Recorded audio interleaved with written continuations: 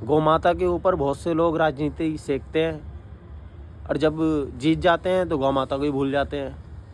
अरे चलो, नेताओं की बात तो बाद में करते हैं, अब हम आप और अपनी ही बात कर लेते हैं। जब कोई त्यौहार आता है तो हमें गाय में देवी भी दिखने लगती हैं, देवता भी दिखने लगते हैं, और उस दिन हम गाय को खाना भी खिलाएंगे। पर अगले ही दिन अगर वो गाय हमारे घर पर रोटी मांगने आएगी तो भगा देंगे। अगर गौ हत्या हो रही हैं, गाय काटी जा रही हैं, तो काटने वाले तो दोषी हैं ही, उतना ही दोषी हिंदू भी है आज की तारीख में। क्योंकि अधिकतर डेयरी फार्म जो हिंदुओं की चल रही हैं, वहाँ पर गाय दूध देना अगर बंद कर देती तो उसे बाहर छोड़ देते हैं लावारिस अवस्था में, कि उनने तो गाय ने दूध देना बंद कर दिया, अब बाहर छोड़ दो, घूमती रहेगी, और वहाँ पर ही वो उनके कसाईयों के हाथ लग जाती है। तो मतलब हम अपनी गाय माता को कटवाने के लिए तो खुद ही जोर दे रहे हैं ना, दूध निकाला और छोड़ दिया। तो मेरी तो सरकार से ये मांग होनी चाहिए, पर सरकार से भी क्या मांग करें, ये सरकार तो वही सरकार है ना जो गाय माता को राष्ट्र माता का दर्जा दिलाने के लिए वोट मांगती है, और जब गाय माता की बात आती है तो सब मौन हो जाते हैं। आज देखिए कहाँ गाय माता का जिक्र होता है कि गाय माता को राष्ट्र माता का दर्जा दिया जाएगा, कहीं नहीं।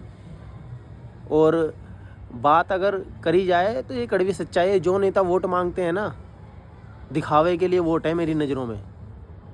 बता दो, गाड़ी से निकल कर देखते हैं, गाय लावारिस घूम रही होती है, जो नेता वोट मांगता है गाय के लिए उसी के सामने से गाय निकल जाएगी, वो रुक के देखता है, अगर नहीं है उसके चोट लगे गाय के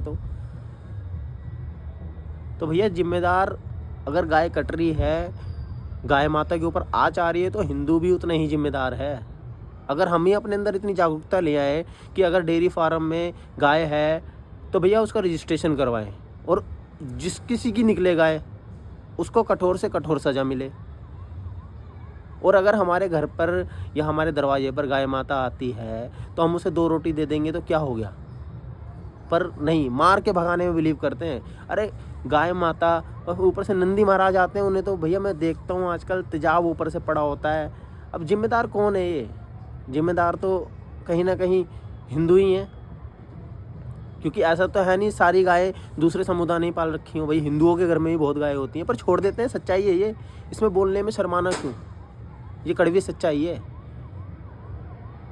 तो मेरा तो सभी से निवेदन ये है कि ऐसा कानून भी पास होना चाहिए कि अगर जिस किसी ने भी गाय पाल रखी है उसका पक्का रजिस्ट्रेशन हो, और अगर वो गाय घूमती हुई पाई जाती है या लावारिस अवस्था में मिलती है तो उसके ऊपर सख्त से सख्त कार्रवाई हो। जय श्री राम, हर हर महादेव।